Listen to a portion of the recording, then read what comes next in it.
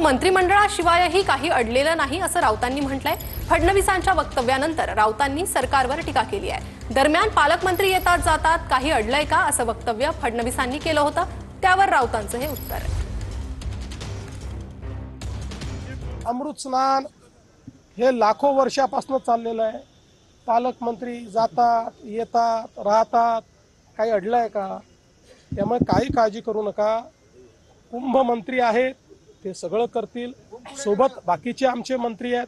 या जिल्ह्यामध्ये गिरीश भाऊ कुंभमंत्री म्हणून काम पाहतात।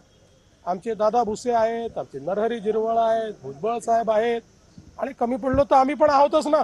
त्यामुळे तुम्ही त्याची काळजी करू नका, याच्यामध्ये कुठलेही राजकारण आणू नका। आपला हा धार्मिक आणि सांस्कृतिक अशा प्रकारचं हे पर्व आहे।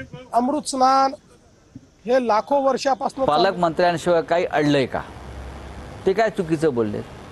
मुळात सरकार या राज्यात जे मंत्रिमंडळ आहे त्यांच्याशिवाय काय अडलेलं नाहीये। मंत्री कामच करत नाहीये।